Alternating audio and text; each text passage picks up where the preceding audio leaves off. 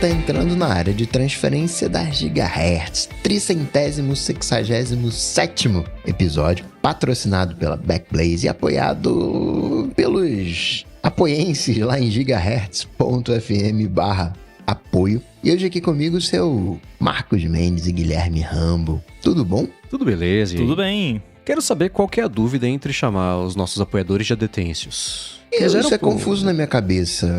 Por quê? Eu não sei se adetêncio é quem ouve, se é quem apoia. Às vezes... Sim.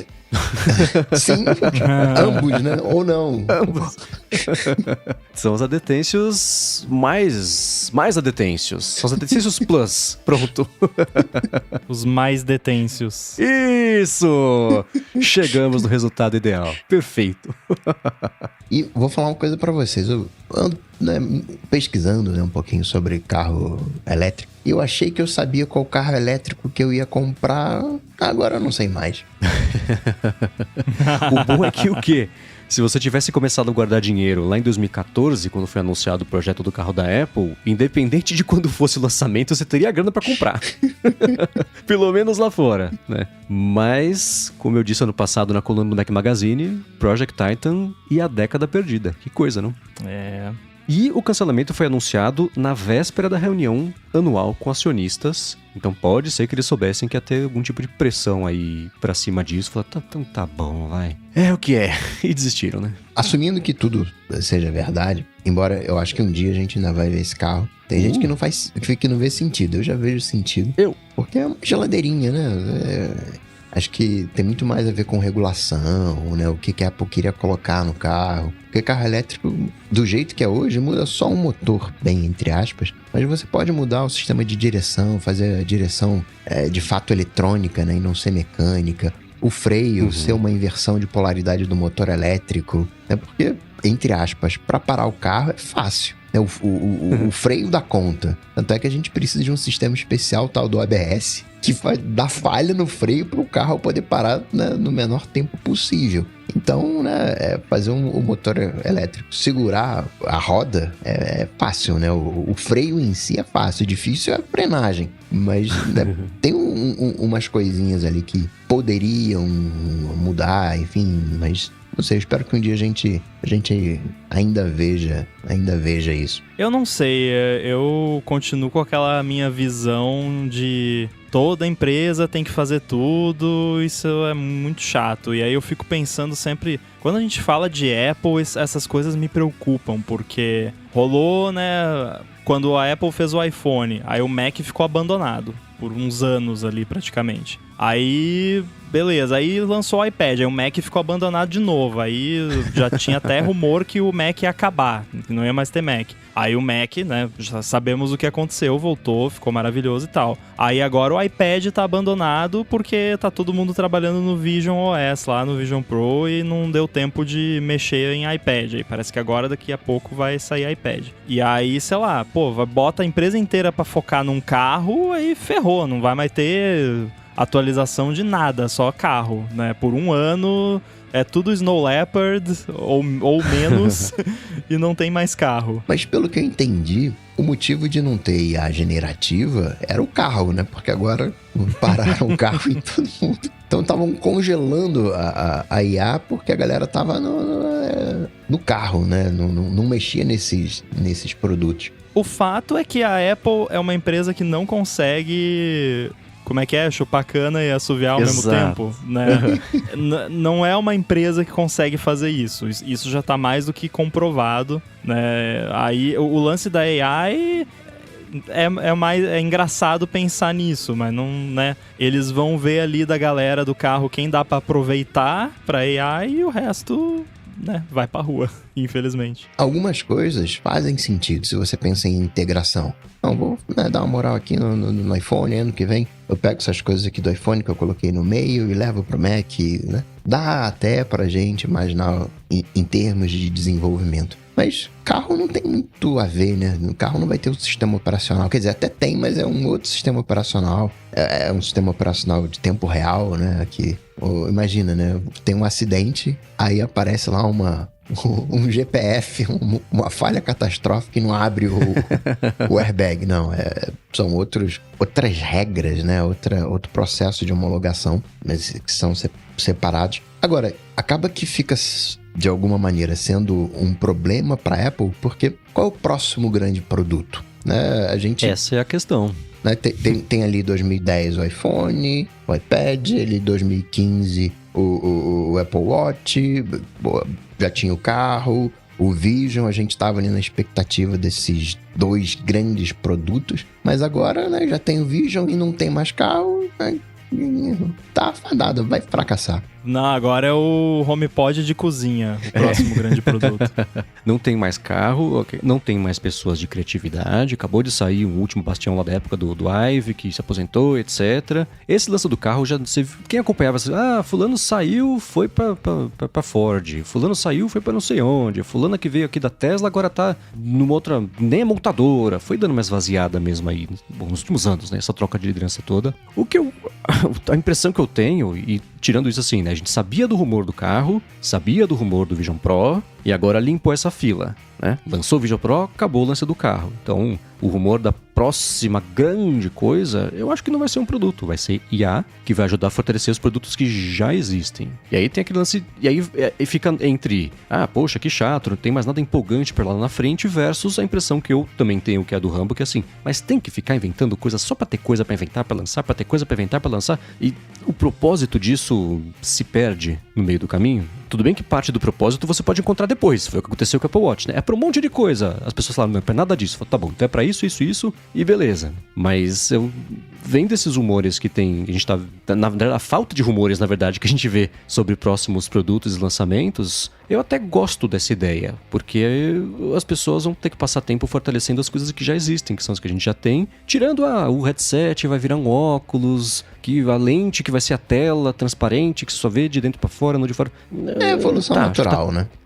Mas acho que isso tá tão distante quanto o carro autônomo, né? E a ideia, a percepção de que a Apple vai lançar uma sala, vai ser um iCloud móvel. Você vai entrar lá, vai ter suas preferências de temperatura, suas playlists, suas coisas do Apple TV, não vai ter volante, vai ter assentos como se fossem sofás de frente um pro outro. Mas isso pra quê mesmo? O pior de tudo foi a ideia de não vai ter volante. Supostamente isso realmente foi flutuado lá dentro. Não vai ter volante, você vai usar a carangueja pra controlar. Gente, você tá doido, né? Próxima esquerda. Me leva pra farmácia. Aqui estão farmácias da sua região. Tá bom, indo pra Márcia. Acelera muito. Aí, aqui está o que eu encontrei na internet para acelerador, né? Não, a gente vai bater. Aqui está a estatística da Wikipedia sobre acidentes de carro nos últimos anos. Não, cara, não, por favor, né? Quem é que ia ter coragem de entrar num carro que o marketing você controla ele com a carangueja, né? Por mais... Podia ser a melhor carangueja ever, super avançada e tal, mas o nome, a marca, tem essa associação, né? Acho que não ia rolar. O problema, ao meu ver, não é na satisfação do usuário com o produto, mas a posição que a Apple ocupa como líder de tecnologia para o mercado e não ter um novo produto. Pra gente, né, a Apple tem mó grana na poupança, né? Ali debaixo do colchão tem mó grana. Em tese isso é bom, caramba, tem grana, mas na prática é ruim, porque significa que ela não sabe o que fazer com esse dinheiro. Então, uma empresa, ela tem que estar, ela não pode ter grana extra. Claro, tem ali o caixa, paga mais barato ali, né, montar uma linha de... ok, mas via de regra, ela tem que saber. Eu tenho que ter dinheiro guardado debaixo do colchão porque eu não sei o que fazer com o meu dinheiro. Mas uma Apple tem que saber o que fazer com o dinheiro. E a gente olha para os próximos 3 anos, o que a gente vai ter? Novo iPhone, novo Apple Watch, novo Mac, novo Apple Vision. Tem um marasmo, existe uma pressão, né, para que surjam novas coisas. Senão acaba perdendo a liderança, né, de alguma maneira. Porque fica naquele mais do mesmo, repetitivo e... né? Persistência e consistência. eu acho que fica no mais do mesmo até não tá mais, né? Porque você precisa ter um tempo de mais do mesmo pra dar tempo de você criar coisas novas e tal. E só o fato da gente não saber, porque não tem rumor, só quer dizer que não tem rumor, não quer dizer que não tem nada, né? Porque o lance do carro foi uma parada muito fora do comum, né? Não é tanto é que a gente falou que era meio absurdo, né? A Apple tá trabalhando nisso. Então virou essa coisa, né? Que todo mundo sabe, mas ninguém deveria saber. Mas todo mundo sabe, porque, né? Vaza, mas tem N coisas lá dentro que estão sendo desenvolvidas que a gente não sabe porque não vazou, só que não é tão grande quanto um carro, e aí não é também tão chamativo, porque a Apple não precisa criar um time separado só para aquilo, né? Só tem a galera que já tá lá dentro, vai lá, coloca mais um clearance lá no badge da pessoa, e aí ela tá dentro do projeto super secreto lá e não vaza. É um ponto. Mas não é assim que o mercado funciona. O mercado... Peraí, qual é a nova coisa? A gente não pode ser ingênuo e acreditar que não foi de propósito que essas coisas vazaram, se é que foram verdade, né? Fazendo sempre a ressalva, né? Que foi um vazamento apropriado. Tem ali interesse, o mercado quer saber. Nesse caso... Eu acho que o mercado quer saber o quanto vai ter de retorno e crescimento sobre os planos que você tem. Não interessa se você vai lançar um carro, uma floricultura. O quanto que vai me dar de retorno com esse plano que você tem. É o crescimento de faturamento, não necessariamente da próxima grande coisa. Eu acho que os investidores preferem que você fale assim, a gente vai fazer sempre as mesmas coisas, mas a projeção de crescimento é essa aqui. Versus vamos investir bilhões de dólares num projeto furado que vai levar 10 anos para cancelar. E assim que ele foi cancelado, a Apple valorizou 67 bilhões de dólares. Depois caiu de novo. Mas ainda assim valorizou. Pois é. Esse é um outro ponto. Vi muita gente falando isso também. Caramba, olha lá. Foi certo porque aumentou. Teve sim um volume, né, em termos de movimentação de preço, então foi alguma coisa importante. Mas, cara, no dia seguinte já voltou.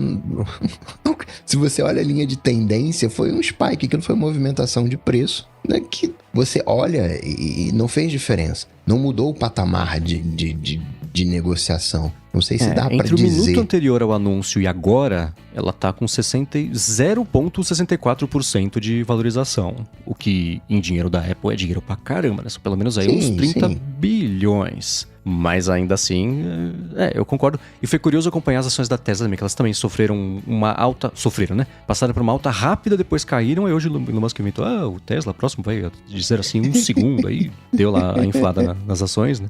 Mas o que vai de 0 a 100 a 1 segundo é a capacidade dele de inventar história, né? O Full Self-Driving também já lançou, né? Ano que vem, há 10 anos, né? Então, Full Self-Driving amanhã. Então, nesse lance da Apple, o que eu fico mais curioso pra saber, e é uma coisa que ela nunca disse nos relatórios dela, e eu espero que alguém vaze isso entre hoje e daqui a uns 40, 50 anos, sendo otimista, que é quanto ela gastou nesse projeto. Versus, ela gastou 170 bilhões de dólares de 2014 até hoje em Research and Development, pesquisa e desenvolvimento. Mas o quanto disso foi para fazer o carro, quanto disso foi todo o resto, incluindo Vision Pro, etc, etc. Né? E o outro jeito de falar é assim, o quanto isso vai liberar de orçamento de pesquisa e desenvolvimento para que ela faça melhor as coisas que existem hoje, as próximas grandes coisas. O Matt acompanhou estava ao vivo aqui acompanhando e falou assim, e o tal do Apple Ring? Essa é uma das próximas grandes coisas que apareceram de novo aí nas notícias na mesma semana que o carro foi cancelado. Veja só, né, como as coisas são. Então, eu não sei, acho que foi até o Felipe fez uma matéria no Night 5 Mac falando sobre... tem espaço pro anel agora que saiu o carro, eu pensei, bom, quantos anéis cabem num carro, né? Aí a gente consegue fazer essa conta. Mas talvez tenha, né? A Samsung deu os detalhes do anel dela, que vai ser a parte mais voltada pra saúde. Foi o que a gente especulou aqui, na verdade. E em alguns outros podcasts também. Então, não era exatamente um grande mistério do que ele ia ser. Agora tem um pouquinho mais de direcionamento. E, no caso, o anel não deve ser a próxima grande coisa. Ainda acho que é a próxima grande coisa. E além do que é assim, né? você não tem que investir horrores em hardware, né?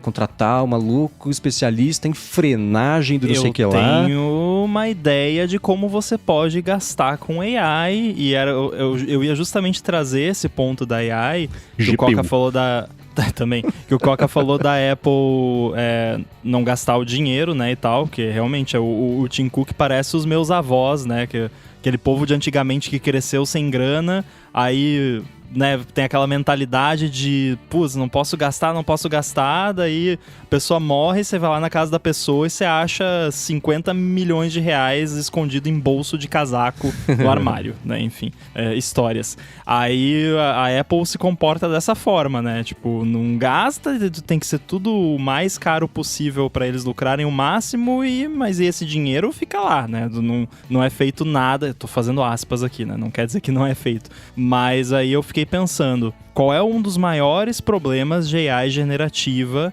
que impede algumas pessoas de usarem por convicção moral pessoal da pessoa que não quer usar? Por quê? Porque o conteúdo que foi usado para treinar não teve as devidas licenças, é um conteúdo, entre aspas, roubado, e às vezes até não entre aspas. Agora, talvez o diferencial da Apple nesse mercado, pelo menos um deles, pode ser isso, eles poderem chegar lá e falar, nossas fontes de dados são essa, nós temos licença para usar essas fontes de dados, todos os artistas ou o que quer que seja que a gente usou para treinar esse modelo foi recompensado ou vai receber uma migalha de centavo para cada uso que usar o conteúdo. Então, isso é um lugar onde a Apple pode aplicar essa grana que ela tem para ter aquela coisa de você se sentir melhor de usar o negócio dela do que os outros. Então, é aí que eu fiquei pensando. Sabe qual que é o problema disso? Ninguém se importa. Não, eu vou usar. Não é bom Não karma. Assim, é legal Não você saber sei. que está usando, etc. Mas no fundo, o ChatGPT roubou. Não foi isso, mas foi tipo isso, né? Tá usando informações aí da torta e direito. Eu acho que a não ser que existam leis que proíbam. Até pouco que vão tempo multar. atrás, ninguém se importava com privacidade. Até pouco tempo atrás. Essa preocupação com privacidade é coisa de 2 anos pra cá. Mas privacidade E afeta a Apple... própria pessoa, né? Usar artigo do Times pra treinar LLM... Mas tem muita gente que nunca foi afetada diretamente por alguma questão de privacidade, mas se importa com isso mesmo assim. Assim como vai ter... Eu não tô falando que isso vai ser o que vai fazer a Apple ser a maior empresa de AI do mundo, mas é um fator, porque quando eu usava a privacidade como argumento para preferir as coisas da Apple há 4, 5 anos atrás, o pessoal ria na minha cara. E hoje em dia já não é mais assim. Então, vai saber, né, daqui 5 anos, qual vai ser o sentimento. E ela começou a licenciar, né? Fez no ano passado $50 milhões para alguns... O Times que deu a notícia, porque ele não tava no bololô, ficou bravo e vazou, né? Que a Apple tá licenciando lá conteúdos, mas 50 milhões. 50 milhões, ela faturou trocentas vezes isso desde que começou a deter hoje, né? Então, é troco de pão. Mas... acho que não é nenhuma questão de se importa. Isso não dá grana. Isso vai fazer o quê? Vai fazer parte do iCloud Plus e mais gente vai assinar? Quando eu falo assim, uma nova... Privacidade também não dá grana. Pois é. Cuidado... Carbon Neutral, me desculpe, mas não dá grana também. Não. É só... marketing. Assim, aí, pelo amor de Deus, eu não tô falando que a Apple só fala sobre isso por causa de marketing ou que as coisas que ela fala são mentira, assim como o lance da privacidade, né? Mas assim, no andar da carruagem, no fim das contas ali, não dá grana, né? Mas é um fator positivo do que a empresa tá fazendo. E a Apple tem esse lance que aí é muito marketing de queremos deixar o mundo melhor do que a gente encontrou, aquela coisa toda. Passa por isso também, né? E a Apple já tomou decisões no passado, não tão distante, que do ponto de vista do investidor tradicional não foram bem vistas, porque, você tá gastando dinheiro com isso aí, eu não tô nem aí, cadê o meu lucro, né? E aí vai assim, não é que ela queremos deixar... A gente consegue deixar o mundo melhor do que a gente achou, que as empresas de cooperação menor não conseguem fazer isso. Esse é o nosso diferencial, né? É um flex que ela tá fazendo aí, mais do que tudo. E você vê, por exemplo, ela anunciou lá o 2030, não sei o que lá, né? Alguém anunciou esses dias, tá aqui a nossa iniciativa, a gente vai... Foi assim, vamos reciclar um pouquinho a mais até 2050. As pessoas falam, o quê? Cara, isso é o mínimo do mínimo da sua obrigação. Você não tá anunciando nada novo. É pior do que se você tivesse falado nada, você anunciar esse plano pra 2050 que, pelo amor de Deus, Então... E o que o pessoal sempre critica disso é que o CEO vai lá e anuncia isso, e anuncia lá pra frente num ano que com certeza aquela pessoa não vai mais ser CEO. Não vai ser mais dele. Então tá chutando a bola pro próximo, pro depois, né? O Tim Cook tem chance de ainda ser, né? Embora eu acho que não vai, mas talvez, né? Então... Agora, eu não sei se vocês pensaram nisso já, eu tô pensando, como é que fica o CarPlay nessa história? Porque era o outro projeto automotivo que já foi, entre aspas, lançado, a segunda versão, etc. Depende de parcerias. É uma das montadoras que eu nunca sei se é a GM ou se é a outra, que eu confundo. Falou que não vai ter mais, que vai ser o CarPlay dela, e aí ninguém tá gostando. E influencia alguma coisa essa história? Fica mais fácil da Apple fazer parcerias, porque agora não vai concorrer com as montadoras, a montadora fica mais tranquila, que pode botar o produto dela, da Apple, dentro do carro dela, ou nada a ver? Eu acho que sim, porque se você for pensar do ponto de vista de uma montadora qualquer que tenha parceria com a Apple, eu pelo menos teria a visão mais cínica de a Apple tá colocando esse monte de coisa no meu carro aqui para poder coletar um monte de informação de como as pessoas usam, problemas de usabilidade, detalhes de funcionamento do carro e tal, para depois ir lá e integrar no carro dela e daí eu fico sem, né? Tchau pra você, agora CarPlay é exclusivo do Apple Car, que vamos combinar que é algo que a Apple faria, né? Porque eles são bem sacanas nesse ponto, né? A demora da adoção do Apple Pay foi pelo mesmo problema, Apple Card. Exatamente, pois é. Então, eu acho que sim. Agora, sobre esse lance do CarPlay e dessas brigas e tal, não que a Apple vá ganhar, assim, porque no fim, pra Apple, eu acho que isso não faz tanta diferença. Agora, vendo a reação da galera da gringa, principalmente, que gosta de carro, né, tipo o pessoal do ATP lá, até no Upgrade também eles comentaram sobre isso, deu pra ver que, no geral, a reação foi bem negativa, foi a GM que falou que não vai mais ter, porque a gente vai ter o nosso aqui, que vai ser muito melhor e tal. E é basicamente o lance assim, a empresa do carro querendo que o carro seja mais importante na vida do consumidor do que o smartphone. E não tem como isso dar certo. Tipo, tá tudo no seu smartphone, a sua vida tá toda ali, a sua biblioteca de música, de podcast, contatos, tá tudo no smartphone. Aí vem a empresa do carro lá e fala, não, que smartphone que nada, o negócio é o carro. Você vai ter a nossa plataforma aqui, vai pagar uma assinatura pela nossa plataforma, porque é o nosso carro, e o carro é muito melhor que o smartphone. Não sei, né? O carro não dá pra botar no bolso. Até onde eu acompanhei essa história da GM, eu nunca usei o Android Auto, né? Eu não sei quão confiável ele é. Por cabo, o CarPlay é joia. Sem cabo, o CarPlay tem algumas questões, que era exatamente isso que a GM reclamava, que tinha alguns problemas de conectividade que atrapalhavam a experiência, e não é exatamente a GM que está desenvolvendo a própria solução. É o Google que está desenvolvendo a solução, que vai ser vai estar rodando independente no carro, mas ele vai se conectar com o telefone. Tem um lance mais complexo, porque o Android Auto é um back-end que se integra com o carro em si, né? A parte mecânica, e aí tem o front-end, que é outra parada, que aí isso seria mais feito pela própria GM, talvez usando ali um Android customizado, e aí, claro, conecta no smartphone, óbvio, né? Mas tinha umas tretas lá de que ia ter que pagar assinatura para algumas coisas, e eles iam ter o serviço próprio deles para algumas coisas que hoje em dia você usa o do smartphone, mas o Android Auto seria a base ali por trás desse sistema deles, até porque você fazer do zero tudo para uma empresa de carro, né? É que, tudo bem, correndo o risco aqui de ser que nem a galera que falou na época da Apple, do iPhone, né? Pô, essa empresa de computador aí vai fazer telefone, nada a ver, né? Mas a empresa do carro fazer ali todo o sistema embarcado do zero, hoje em dia acho que é bem complicado, com as expectativas, né, que a galera tem.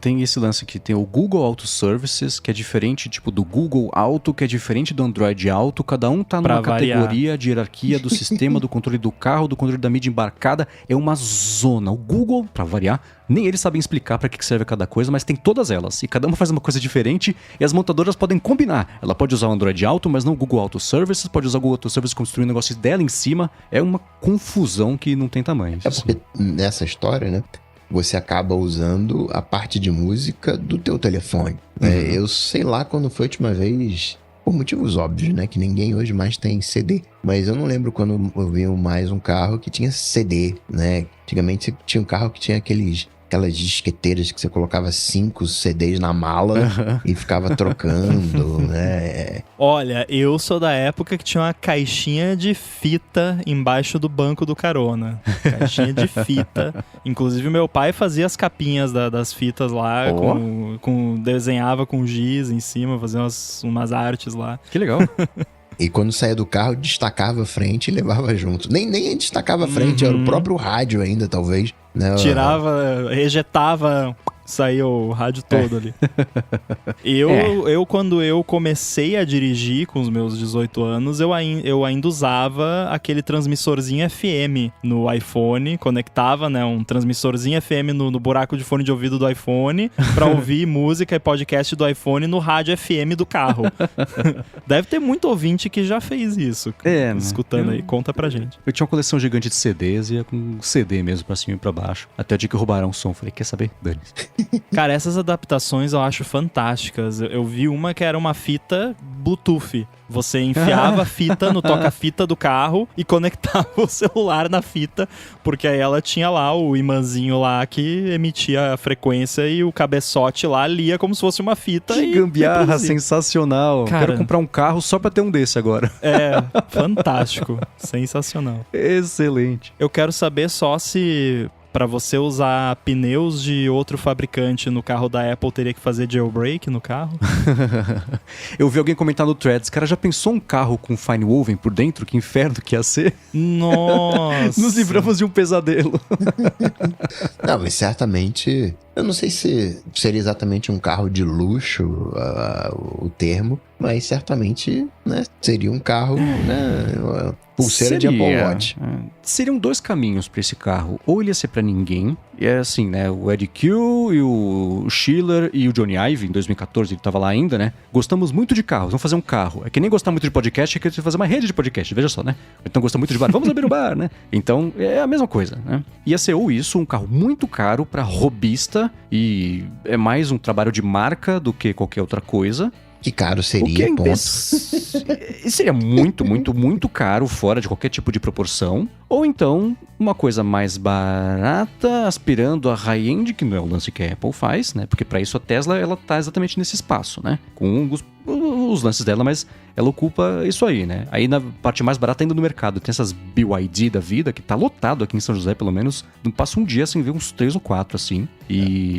Ou fazer o que muita gente propôs, né? Hipotizou que ia ser assim, não vai dar pra comprar, vai ser um serviço. Mas, cara, que trabalho, botar carro no mundo inteiro pra chamar no telefone e usar essa sala virtual, e eu não ia querer usar um carro não supervisionado, ocupado por humanos, usando à noite vai saber pra quê. Eu não ia querer entrar, se eu entrasse eu ia ficar de pé ali, como se fosse na masmorra ali da prisão, pra não encostar em nada, porque não, né? Então, de um jeito ou de outro, era um projeto limitado, meio cretino. Então, não sei. Fico curioso pra saber o que era, mas só pela curiosidade, né? Porque todo o resto, como eu disse algumas vezes, nunca fez sentido. Mas aí passar 10 anos com isso, gastar sei lá quanto de grana, também não faz sentido, né? Tem que ter algo ali que a gente não tá vendo. Sei lá, foi bem enquanto durou. Tem casamento que dura mais, tem casamento que dura menos, dá meio na mesma. Sunk cost fallacy, né? Que talvez até tenha rolado, porque esse projeto tem cara, pelos rumores que a gente ouviu, de ter acabado e recomeçado várias vezes, talvez por causa de sunk cost fallacy, de tipo, pra quem não sabe, isso é tipo, você vai lá e você gasta um tempão numa coisa que você tá vendo que não vai dar certo no final, mas aí você continua porque, não, eu já investi esse tempo todo, então agora eu vou continuar e vou ir até o final, mesmo sabendo que vai dar errado. Isso é o sunk cost fallacy, né? Então pode ter sido isso, então já estavam há 2 anos, aí já tava um cheiro ruim, assim, já 2 anos aqui, olha quanta coisa legal a gente já descobriu, já desenvolveu, Contratou. aí, continua, aí pronto, aí quando você vê, passou 5, 10 anos, 5, 10 anos passa rápido, quando você for ver já passou, então eu consigo entender como que algo pode chegar nesse ponto. Agora, diz talvez sobre a gerência, né, sobre C-level ali, tipo, de ter deixado durar 10 anos um negócio que provavelmente há 5 anos atrás já dava pra ter uma ideia que não vai dar, né, porque pô, pra fazer o iPhone, a Apple levou o quê? 2, 3 anos? Não, foi menos. O enfim, iPod foi acho que 8 meses e o iPhone não chegou a 2 não, foi menos também. Aí o Vision Pro levou 5, 6 anos, né? Claro que a gente falando assim de tipo, o start do projeto, óbvio que tem 20, 30 anos, né, base e fundamento. O iPhone começou com o Big Bang, dá pra voltar o quanto a gente quiser nessa história, né? Exatamente, mas aí você vê um negócio ali que, pô, quando chegou nos 5 anos e não tinha nenhum protótipo funcional andando na rua, era de olhar e falar, galera, valeu, falou, bora pra próxima, né? Vamos fazer iPhone dobrável, sei lá. O que não elimina tudo que eles aprenderam nesses 10 anos, mesmo que seja só o que não fazer, pra implementar em outros produtos, né? Desenvolver um bando de tecnologia. Talvez tem coisa que tem aí no iPhone e tal, que o lance do LiDAR no iPad, no iPhone, talvez tenha vindo de pesquisa pro carro. A gente não tem como saber, né? Mas é uma possibilidade. Sim. Mas a conclusão que a Apple chegou 10 anos depois foi a mesma que todo mundo chegou repetidas vezes aí ao longo dos anos, mas lições são às vezes difíceis de aprender, né? Mas tá aí. Não deu. Claro que a gente quer saber o que vocês acham disso, então gigahertz.fm/feedback. Indo aqui para os follow-ups, mas antes, tirar um minuto aqui do episódio para falar sobre o Backblaze, que está oferecendo 15 dias de teste do serviço de backup deles para quem escuta aqui o podcast. Quem escuta o ADT já sabe que a gente vive falando sobre a importância de você ter bons backups, e não só aquele backup do seu iPhone no iCloud, mas sim backup completo do seu Mac ou PC, preferencialmente num lugar físico diferente do seu, e possa te salvar caso aconteça alguma catástrofe. E é por isso que existe o serviço de backup do Backblaze. É assim, você instala o Backblaze no seu Mac ou PC, escolhe se quer um backup total da máquina ou se quer escolher algumas pastas, e dá até para escolher fazer backup de todos os HDs externos que estejam conectados nele também. Daí para frente, o Backblaze fica rodando em plano de fundo, sem afetar o desempenho do computador, e aproveita aqueles momentos em que você não está trabalhando, quando a banda da sua conexão está mais livre, e vai mandando o seu backup para a nuvem. Isso tudo é customizável, você pode até definir um limite máximo de velocidade de transferência e configurar a criptografia de ponta a ponta, se quiser. Com o backup feito, se acontecer alguma coisa, você pode recuperar todos os seus dados fazendo download pelo Backblaze na web, ou então pedindo para eles enviarem um HD externo via FedEx. Aí é só devolver o drive em até 30 dias que eles devolvem o custo do HD. Um diferencial bem grande do Backblaze é que o serviço de backup deles é ilimitado de verdade, e os planos custam $9 por mês, $99 por ano, e aí você economiza $9, ou então $189 a cada 2 anos, e aí você economiza o equivalente a 3 meses. Então, para conhecer melhor o Backblaze e fazer backups ilimitados no seu Mac ou PC, faz o seguinte: acessa ghz.fm/backblaze-adt, tem link aqui na descrição também para facilitar. Com esse link você vai ter 15 dias para testar o serviço sem nem ter que colocar o cartão de crédito. De novo, ghz.fm/backblaze-adt, link na descrição. Muito obrigado ao Backblaze pelo apoio a esse episódio do ADT e de toda a Gigahertz. Valeu! Valeu! E sobre os prints de tela, alô Rambo, O Douglas Bride Rosa lembrou do... Eu sempre tenho dificuldade com esses nomes. Eu não sei se é shooter,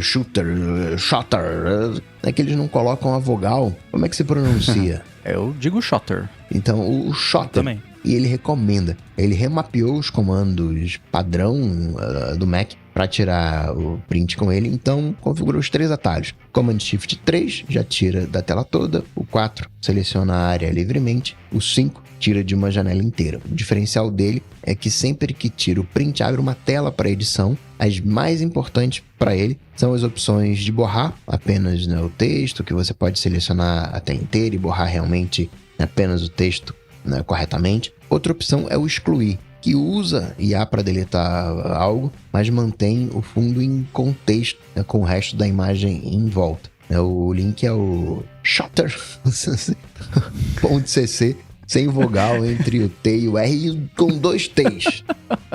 As empresas que não se ajudam, né? Pior que isso, só os nomes da Sony, né? Que usa os cotovelos para dar nome de coisa no teclado. Vai ter link na descrição, para facilitar. O Shooter, eu acho que tá lá no Setup, não tá não? Tem cara de app que vai estar no Setup? O CleanShot X tá no Setup, que é similar. E eu imagino que aí o Shooter não, porque o Setup tem um lance de não ter apps muito parecidos. Uhum. E não tem IA, né? Não tem essa limpeza com IA que tem o Shooter. É que nem o VSCO. Como é que é o nome do VSCO? É Visco, Vasco, Vesco, Vosco, Eu Vusco? sempre li mentalmente como Visco. Visco, também. Eu sou carioca, pra mim é Vasco. Deve ter alguma boa piada de futebol que dá pra fazer que eu não sei formular.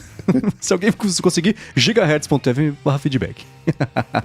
E ainda sobre os prints, Rambo, uma dica que a gente não mencionou explicitamente, né, e que o Michel Avelar lembrou, é que se você apertar a barra de espaço depois de acionar o Command Shift 4 ou 5, o ponteiro do mouse se transforma em um ícone de câmera. E aí você pode passar o mouse sobre as janelas e ficam destacadas. E aí clica para fotografar só a janela, né, exata, aquela que está selecionada, incluindo até o sombreado da janela. É uma ótima maneira de criar prints, Rambo, né, bem precisos, né, para as suas apresentações no Keynote. Eu vou dizer uma coisa aqui. Aquilo que você usa demais não, em excesso, quer dizer, em excesso, né? Mas é que você usa com frequência. Dá uma olhadinha nos atalhos, que pode ter coisas legais.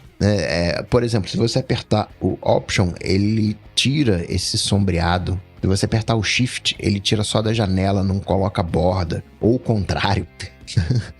Tem algumas opçõezinhas, né, bem legais que podem ajudar, né? Atalho de teclado. Eu sei que o Mendes não gosta, que ele diz que é spoiler, né? Ler manual é spoiler.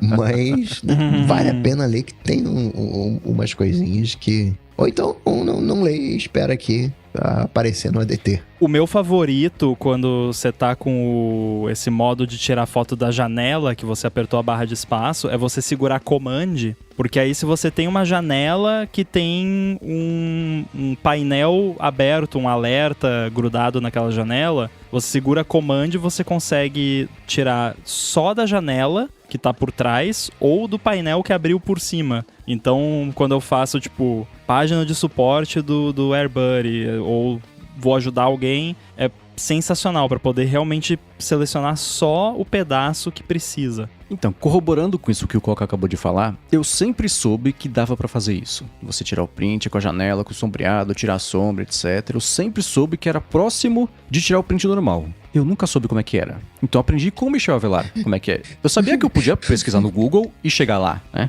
Mas eu sei, o Rambo às vezes manda isso, eu penso em perguntar, falo, deixa. Então agora eu já sei também, vou passar a usar. O Leonardo, que tá acompanhando ao vivo também, descobriu agora que dá pra fazer isso. Então essa é uma daquelas coisas que eu sabia, assim, que a vida em algum momento ia me ensinar. Esse momento chegou. Então, os próximos prints todos contem que serão assim. Agora só pra eu tirar aqui o efeito novidade, porque é uma daquelas coisas que eu sabia que era um passo a mais e o que eu já fazia estava resolvido, que geralmente é um quadradinho que eu preciso pra mostrar alguma coisa e pronto, né? Mas agora eu vou usar tudo sempre com esse passo extra, só porque agora eu sei fazer. Então se prepare. Mais um pra poupar alguém de ter que mandar. Quando você tá naquele modo de selecionar um pedaço da janela, Command Shift 4, que aí você, né, pode desenhar ali um retângulo, você desenha um retângulo, enquanto você tá desenhando, se você decide que você quer mover o retângulo como um todo, você pode também segurar a barra de espaço enquanto você tá com o retângulo, e aí você arrasta o retângulo inteiro na tela, em vez de aumentar ou diminuir o retângulo. Eu uso isso direto.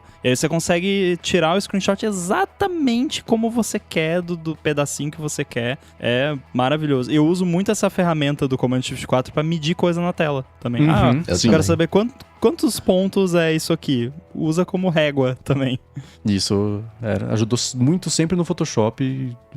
Quando quer ou isso, ou vai lá, seleciona a ferramenta de seleção mesmo, lá o M no teclado, né, pra fazer. Mas sempre ajudou. Qual a resolução dessa imagem aqui? Peraí. Vamos tirar um print de tela. Peguei aqui a resolução.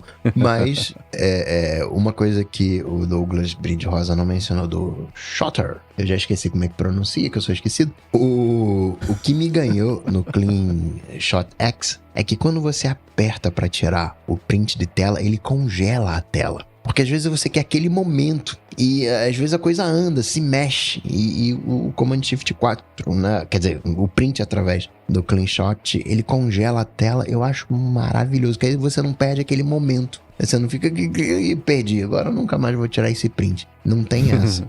É bom pra vídeo. Leonardo comentou aqui, é tão fácil pra Apple criar um onboarding indicando essas especificidades que mudam a vida. Então, Leonardo, aí se a Apple bota onboarding, o pessoal reclama que tem onboarding. Então, reclamavam da Apple, é muito difícil descobrir as coisas no iPhone. A Apple foi lá e criou todo um mecanismo que chama TipKit, que eles mesmos usam e developers podem usar para colocar mini tutoriaizinhos e diquinhas nos apps. Agora o pessoal reclama, tudo que eu abro fica falando, esse botão novo aqui.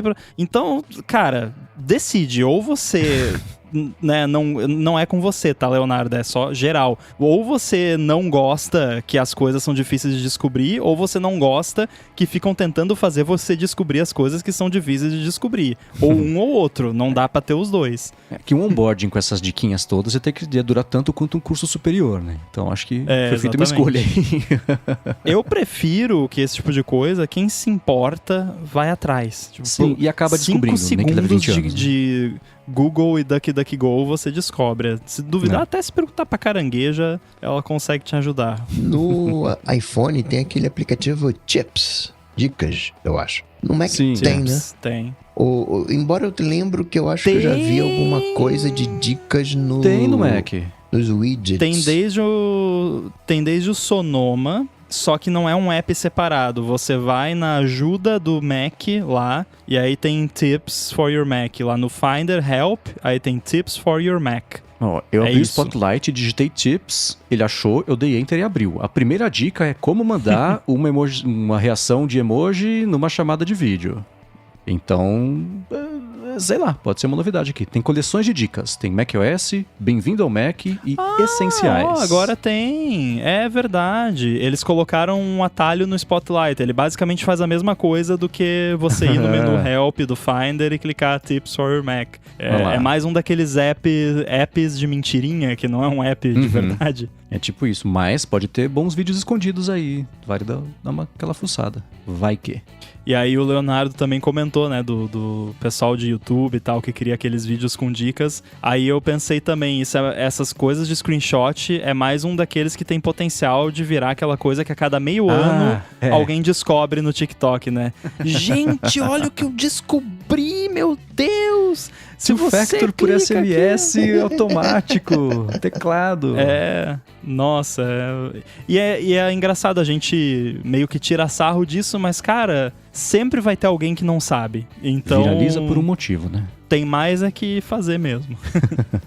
E sobre o Magic Pods para Windows, o Arthur Pinto já usou um AirPods de segunda geração, ajudou muito. Embora, né, como esperado, a qualidade do microfone continua péssima, né?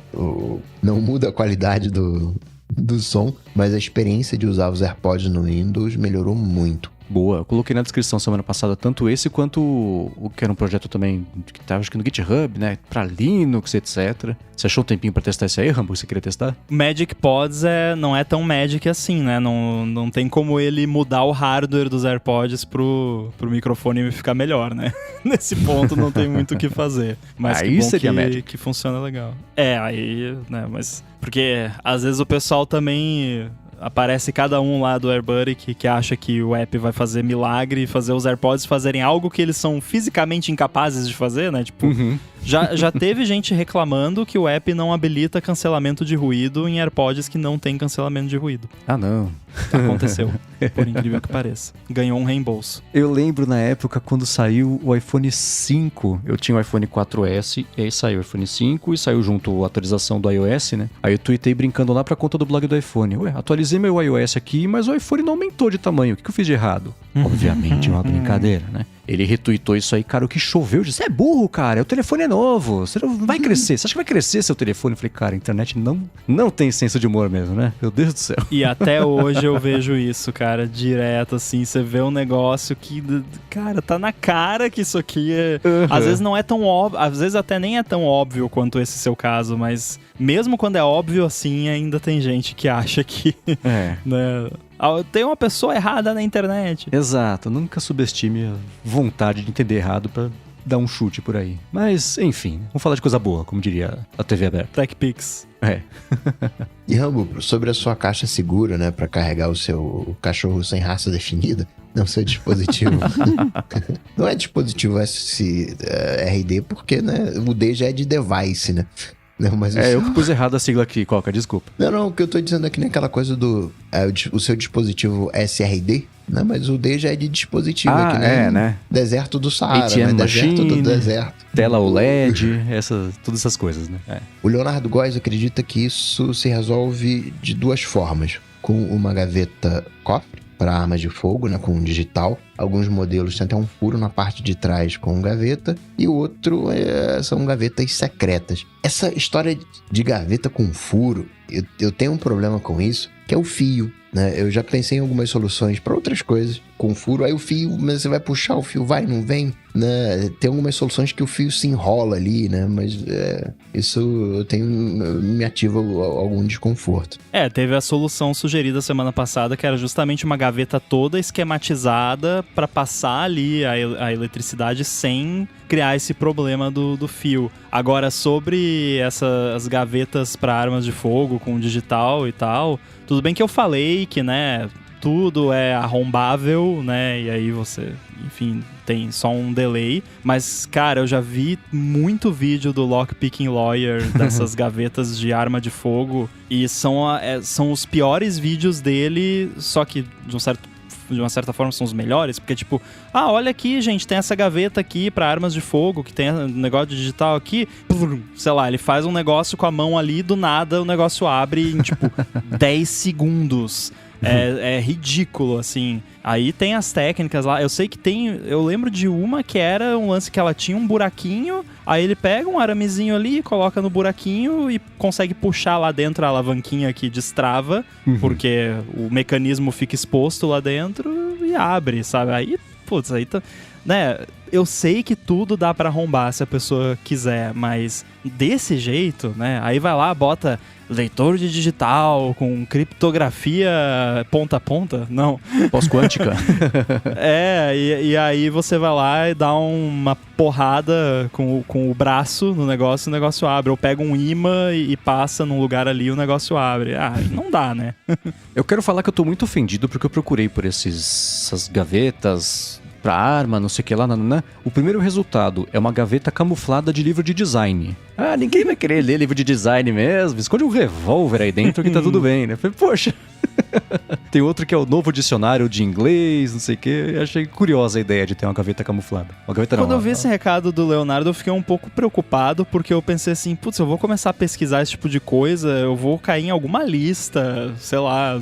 Porque no Brasil, no geral, as pessoas não têm esse tipo de equipamento, né? Então, sei lá, se eu vou parar em alguma lista de ficar pesquisando essas coisas aí. Tem que usar ExpressVPN quando for pesquisar. Tá, agora eu acho que eu devia ter feito isso. Saberemos em breve. Pois é, né? Semana passada... Você tem uma viagem pros Estados Unidos próxima? Putz, bem que eu queria, viu? Tô com a saudade de dar um pulinho em Nova York, disse o Fresco, então, mas pelo menos, então, vai dar tempo de passar, né? Porque se fosse semana que vem... Aí eu acho que eu não teria entrado, sabia? Aí talvez eu tivesse pensado em ativar VPN, etc. Porque todo cuidado é pouco, né? Que nem quando eu tava pra ir visitar meu irmão há uns anos, na véspera, no dia mesmo, eu tava lavando louça, eu quebrei um copo, eu fiz um rasgo na mão, falei, pronto, vou achar que eu tava fazendo uma bomba, vou chegar lá com a mão toda enfaixada, não vou deixar eu entrar no país. Né?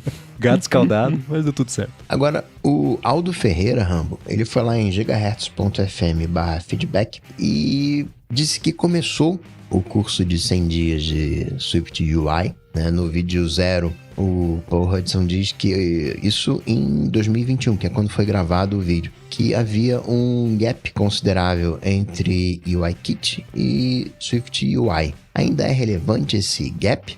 Então, Aldo, para você saber se esse gap ainda é relevante, vai ter um pequeno gap de alguns dias, porque essa resposta virá no Olá Mundo da próxima terça-feira. Então, segura aí. Desculpa deixar o suspense, mas é que essa pergunta é melhor respondida lá no Olá Mundo com auxílio do Boom. Então, se não segue ainda, segue lá e...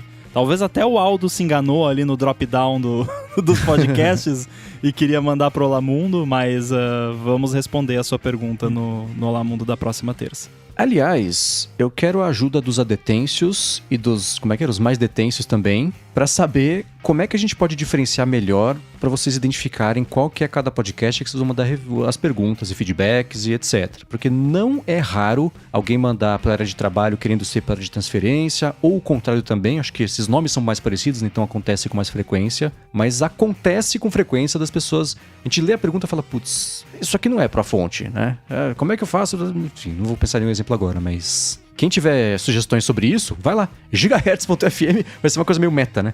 /feedback e mandem pra gente, porque pode ajudar a evitar né? Essas confusões e ficar melhor pra todo mundo. A gente pode botar o tema de cor do podcast na seleção, usar a capa...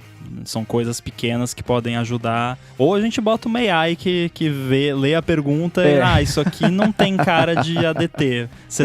Você está certo disso, né?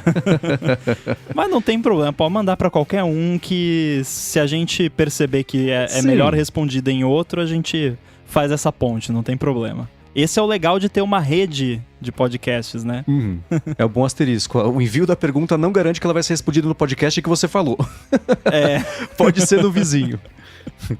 Pois é, mas a gente avisa. E o Marcelo Lopes, por questão de sabedoria e segurança, desativou o uso da Siri no momento que o iPhone está bloqueado. Mas quando ele está usando os AirPods Pro, ele gostaria que a Siri fosse habilitada para dar play nos podcasts ou música, já que o iPhone está no bolso bloqueado. Tem como?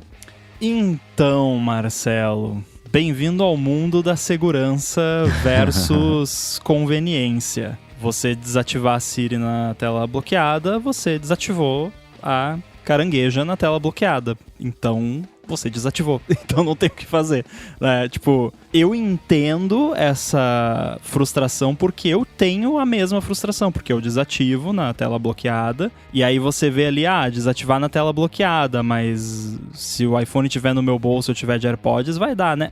Não vai dar, porque não tem autenticação nos AirPods. A Apple não sabe que eles estão nas suas orelhas, né?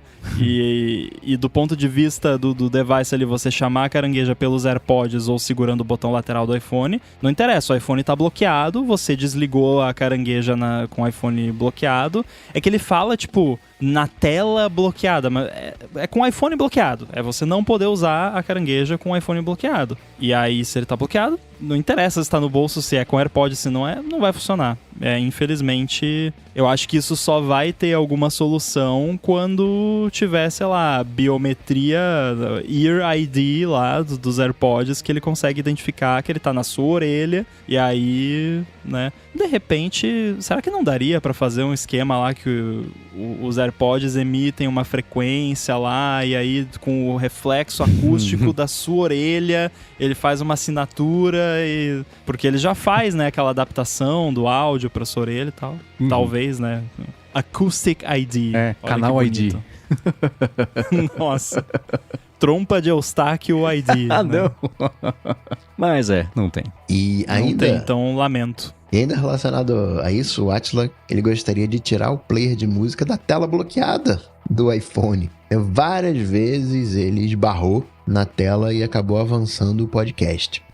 Isso acontece com muita frequência comigo. Já tentei achar um jeito de desativar isso, não consegui. E a minha sorte é que eu tenho um talento sobrenatural de saber a qualquer momento no podcast que momento exato que é. Então, dessa scrollada pra frente assim, ele vai parar no momento nada a ver. Eu falo, putz, acho que era mais ou menos aqui. Eu solto o seeker, cai em cima da palavra que eu tava escutando antes de eu jogar lá pra frente por acidente. Mas, além disso, o que aconteceu 2 vezes comigo foi o seguinte, né?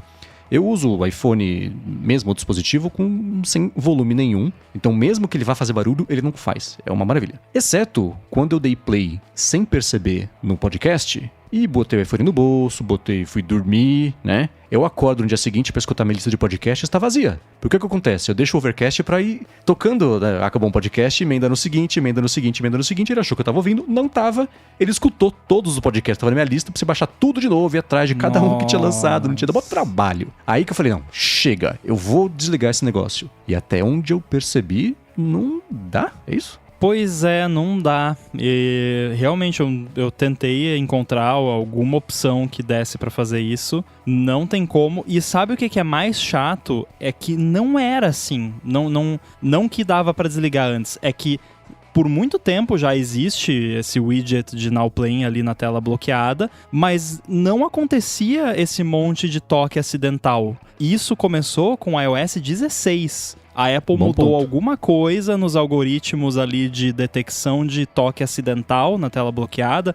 Talvez em parte por conta da tela Always On. Foi bem claro, assim. Veio o iOS 16, eu comecei a ter problema com isso. Eu lembro que na época eu conversei até com o Marco Arment, lá que faz o Overcast, e ele comentou que tava tendo bastante bug report pra ele, que ele ia investigar e descobria que, na verdade, tipo, a pessoa achava que o Overcast tinha passado sozinho um trecho do podcast, e na real é porque a pessoa foi tirar o iPhone do bolso e avançou sem querer porque tocou no widget de Now Playing, ou então de pausar sozinho e era a pessoa também tirando o iPhone do bolso ou tocando dentro do bolso na coxa e ativando, e não acontecia. Foi alguma coisa que a Apple mudou no iOS 16 que causou um aumento de toques acidentais no widget de Now Playing. Eu tenho a impressão que no iOS 17 melhorou um pouquinho, não é mais tão frequente, pelo menos comigo, mas ainda assim não tá tão bom como era antigamente, porque já tinha o widget de Now Playing desde, sei lá, iOS 10, acho que já existe isso,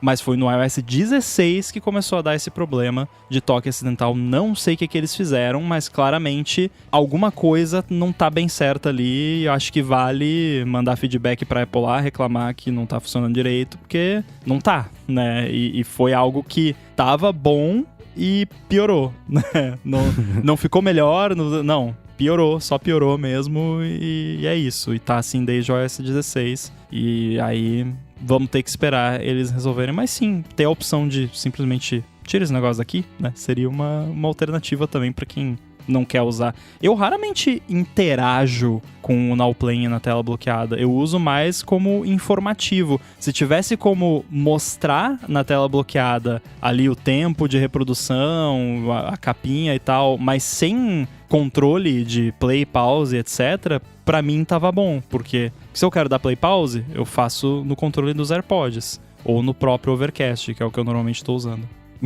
Pois é. Mas então, só, né, pro Átila ficar mais tranquilo, não é só você. Bastante gente tem esse problema. Já o Henrique Orsatti, ele tá curioso. Ele quer saber por que o nome Gigahertz faz lembrar 20,000 Hertz. E teve alguma influência, Mendes? E eu vou confessar que Gigahertz, eu fico sempre pensando assim, vai ter uma hora que vai virar terahertz, não? Vai virar petahertz. Mas, e aí? Cara, o nome Gigahertz não tem a ver com o 20,000 Hertz. Era uma ideia que eu tinha antes até da existência desse... Quem não conhece o 20,000 Hertz, conheça o 20,000 Hertz. Eu vou deixar na descrição aqui a lição de casa obrigatória pra todo mundo, que é muito bom esse podcast. O anterior... Eu não escutei o que saiu hoje ou ontem, mas o anterior a esse... Que saiu hoje é muito bom. Putz, eu tô curioso. O que era anterior a esse era sobre musicais corporativos. Nossa, de empresas, isso foi muito assim. divertido, que cara. sensacional. Eu ri demais. Eu fiquei pensando, América, né? Tipo, capitalismo, que loucura. E é engraçado porque tem aquela série que eu falei que eu tava vendo, o Marvelous Mrs. Maisel, e tem um episódio que tem isso. Eu falei, que ideia maluca. Não é uma ideia maluca, é a realidade. Então, muito doido. Mas enfim, tudo isso pra dizer o quê? Não tem nada a ver com o 20,000 Hertz, nem a capa, porque a capa, o esquema de cores da capa deles, eu acho que veio depois do esquema de cores da capa da Gigahertz, mas são bem parecidos. Eu cacei aqui as referências que eu passei pro Ricardo Ventura, que foi ilustrador talentosíssimo que fez as capas. O 20,000 Hertz nem tá ali entre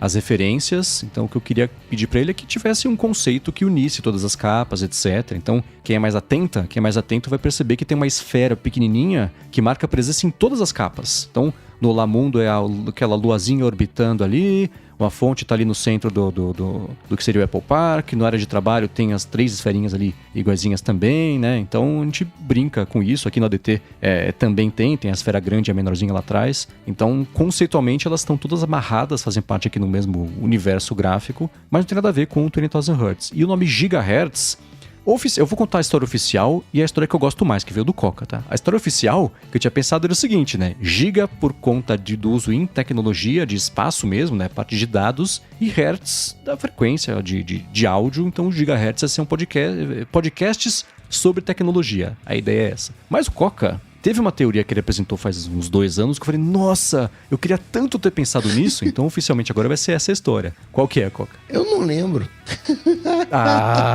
Então vou roubar pra mim aqui o crédito. Pode levar. O Coca falou assim, né? Você tinha os kilohertz, aí você teve os megahertz, aí você passou pros gigahertz, né? Então você tinha rádio AM, rádio FM, e a evolução disso tudo culminou no podcast. Eu falei, cara, isso é muito genial. Caraca, que bom isso.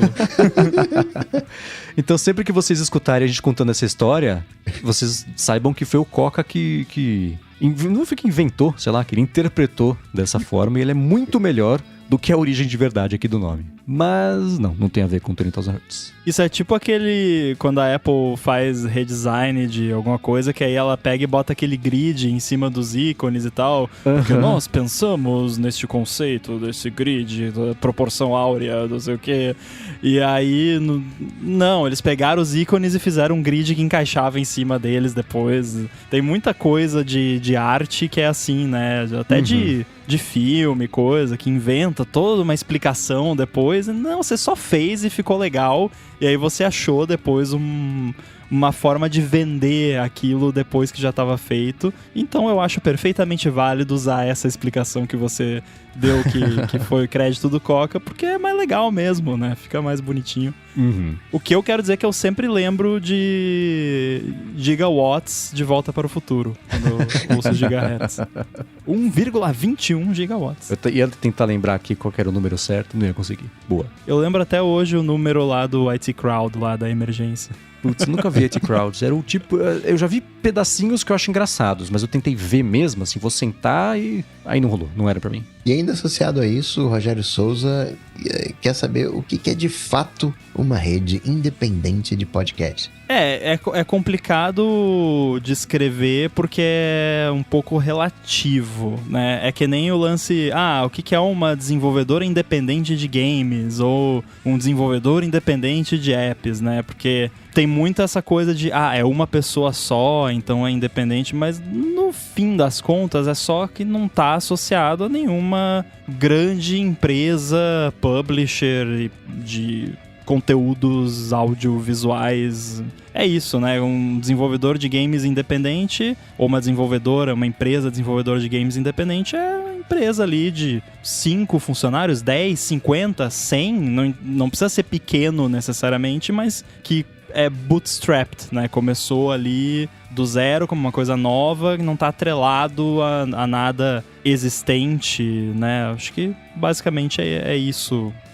É só uma forma de você indicar que não tem afiliação com nenhum conglomerado, digamos assim. Começou pequeno do próprio bolso e a gente torce pra dar certo. É basicamente isso. Continua do próprio bolso, inclusive. Exatamente. Por isso já sabem, né? gigahertz.fm/apoio. Perfeito. Excelente. Agradecer aos follow-ups e as perguntas, os feedbacks em gigahertz.fm/feedback, aos adetêncios e mais detêncios em gigahertz.fm/apoio, ao patrocínio da Backblaze, ao Edu, que também faz toda essa mágica acontecer e, né, agora a gente sabe bem, é sensível, dá pra gente medir, dá pra gente comparar a diferença do Edu no trabalho. Para falar comigo, vocês sabem, só ir lá no Google, bater Cocatec, ou no Instagram, no @coca.tech, manda uma DM. Para falar com os senhores, MVC Mendes lá no Threads, no Instagram também. Mastodon tô deixando de lado, então tô concentrando mais no Threads, então tô por lá. Apresento com o Felipe Espósito a fonte aqui na Gigahertz toda segunda-feira e o área de trabalho com a Bia Kunz, em Garota Sem Fio toda quarta-feira. Participo, apresento do Hipsters Fora de Controle pra Alura e escrevo todo sábado pro Mac Magazine no último fim de semana, explorando um pouco mais a fundo a relação entre as ferramentas de IA e a ameaça que isso representa ao que a gente conhece hoje como modelo da web. Muito bem, eu tô no mastodon.social, @inside, Guilherme Rambo 2 no Instagram e no Threads. Valeu. tudo dito e posto. A gente volta semana que vem. Tchau, tchau. Falou. Valeu.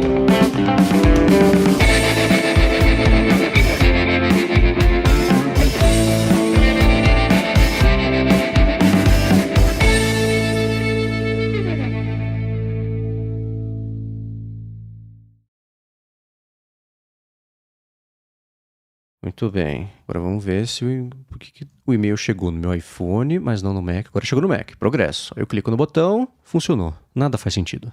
Sabe o que a gente tem que fazer? Eu tenho que fazer um esquema lá no ghz.fm, que eu acho que seria o mais fácil, que você vai lá e coloca o link da live, mas o link no e-mail é sempre o mesmo. E manda pra qualquer que seja a live do momento. Daria pra fazer automático e integrando com a API do YouTube e tal, mas daí eu tenho preguiça. Mas aí pelo menos pra você não ter que correr o risco de ficar colando o link e dando ruim por causa do editor maluco do MailChimp, né? Bom, hein? Que aí eu posso colocar 1 milhão de validações, que nem o negócio da publicação do bootleg pra não dar ruim, né? Mas esse de hoje é inexplicável porque eu fiz rigorosamente a mesma coisa que eu faço todas as vezes há 367 episódios. E hoje ele falou, não vou mandar e-mail como você quer, vou fazer como eu quero. E azar. Obrigado ao Leonardo que deu o aviso, porque senão ia ser tarde demais.